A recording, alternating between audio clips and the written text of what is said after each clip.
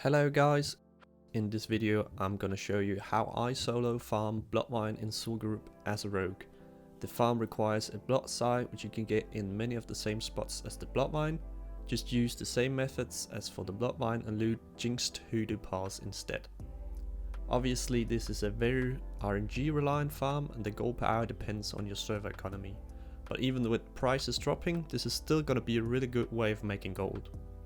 You don't need to be a specific spec for this, but having increased stealth speed, reduced vanish and sprint cooldowns and prep makes this much easier. This is the spec that I use, which is a pretty standard improved sprint PvP dagger spec.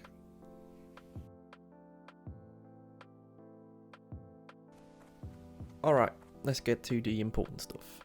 The first three spots are incredibly straightforward and doesn't require much explanation. The first one is just on the left as you enter the instance, and all you have to do is line of sight the two mobs.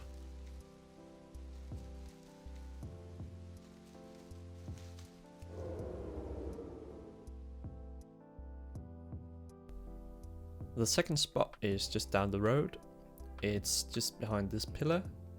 All you have to do is once again line of sight the mobs. Just make sure to keep an eye on the serpents patrolling and you should be good.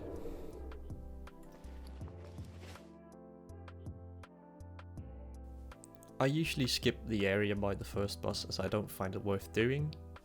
So I just skipped straight to the third spot, which is just outside Venoxus. And it's just as easy as the first two spots. Just line of sight these two mobs and go behind the hut.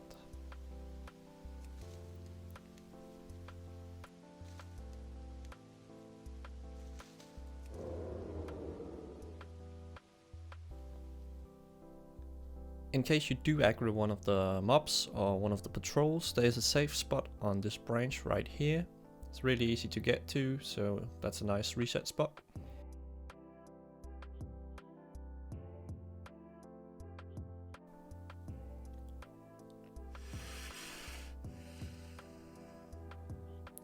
The fourth spot is at Sansa's Rise, just behind Venoxus. You want to go to the top of the temple and range pull the serpents below. Be careful and watch out for patrols. You can end up pulling one of the big troll berserkers. Once you've pulled, you need to line of sight the ranged serpents and wait for them to reach the top of the temple.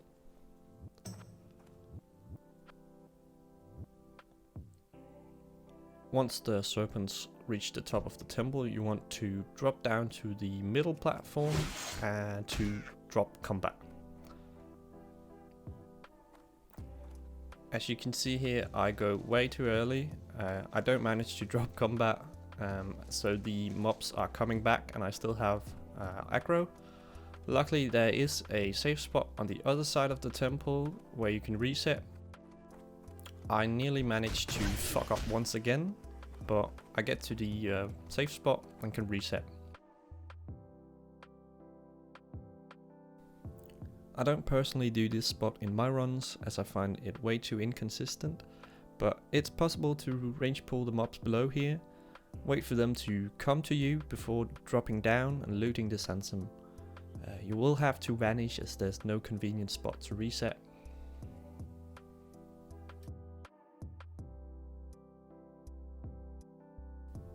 Next is Edge of Madness. There's two possible spawns here and both are fairly easy to pick up. All you really have to be aware of is the imp's position and you should be good.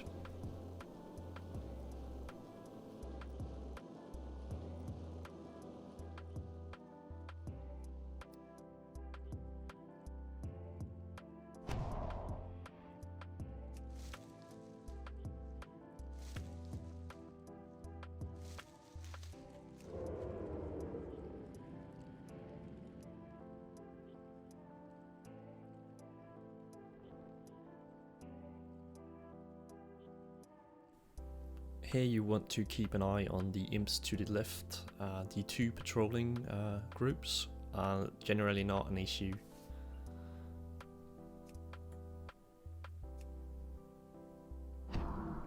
I wait a bit too long here. I could easily have picked up the sungrass without the distract, but rather safe than sorry, I guess.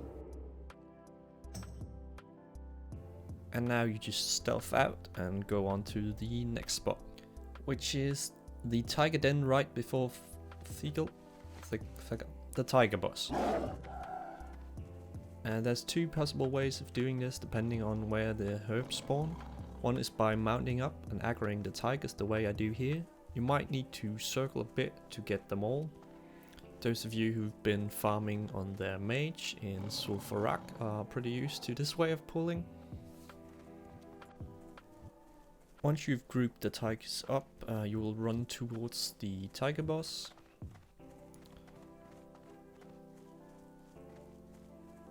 Take a right here.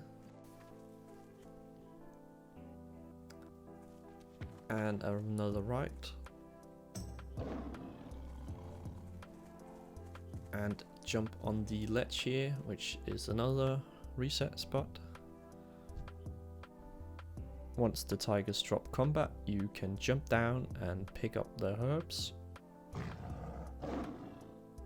If there's more than one, you should be able to pick up both, as the tigers have a rather long way back.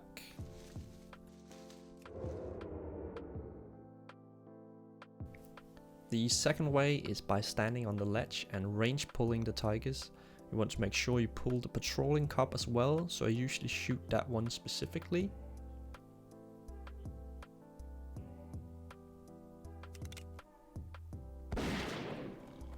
Once pulled, you run behind this tree lock. For some reason the tigers won't run towards you unless you get to this spot. Once they're close, you can run back to the ledge and wait for combat to drop, just like before.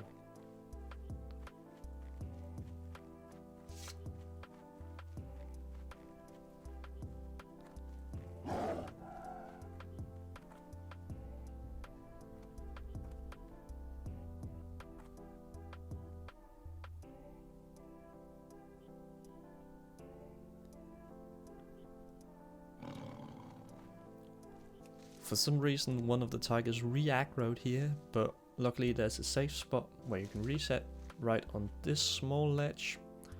You will want to run towards the far left side, and the tigers will re-aggro, so you will have to re-stealth immediately after going out of combat.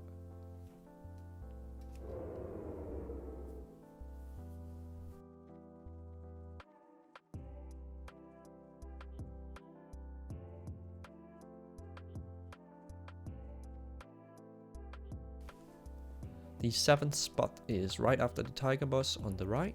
There's a bunch of serpents chilling. Here you will need to blind one, gouge the other and quickly loot the herb. You will either need to vanish here or sprint towards the ledge at the tiger boss to reset. There's another herb on the hill just behind this one to the left, where you will have to do the same trick to herb it. If you only aggro the melee serpents, there is 2 safe spots down here where you can reset. For this spot you want to look out for bats. They have stealth detection and increased movement speed, and you will have to skip this one if there are bats on top of the herb. If not, you can go ahead and mount up, pull them up and jump onto the ledge to the left.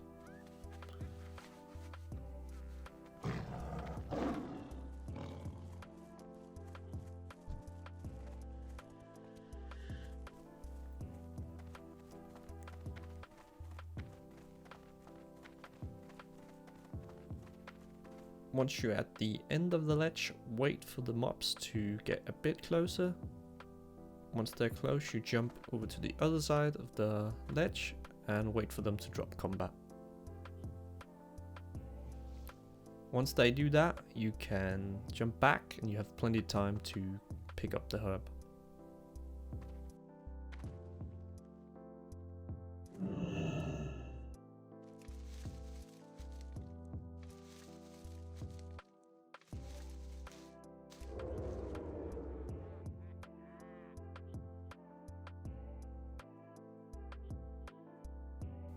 The last spot is the Temple of Bethek, the Panther boss. There's 6 possible spawns here, 1 on the west and east side, 2 on the north and south side.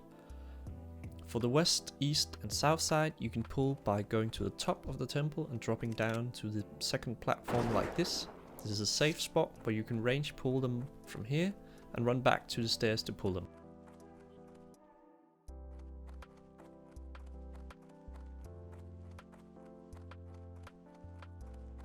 Once you're at the top of the temple, you drop down again to the second platform.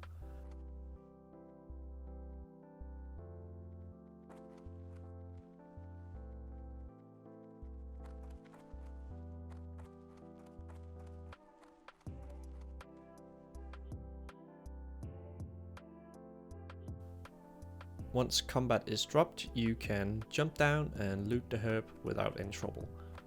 However, on the west side, you will have a bit of a smaller window to herb and stealth, so be aware of that. For the north side, you will have to range pull from the ground like this and run towards the south side.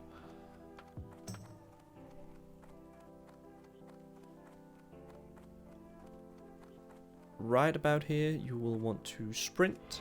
You may have to gouge the panther on the corner, and you will head to the top of the temple and run to the northwest corner.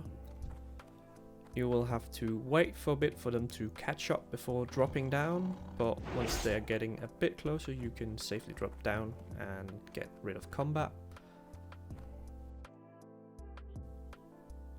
You should be able to pick up both the herbs in one go, maybe even the hoodoo doll as well, or the hoodoo pile rather.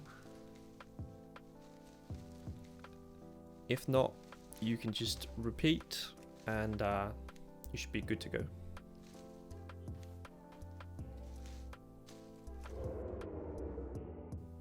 I know some people prefer going the other way around the instance and start at the temple. I think that's entirely up to you, and the difference is so little that it's a matter of preference.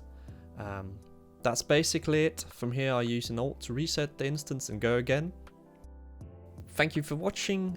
If you have any questions, feel free to leave them in comments. Bye!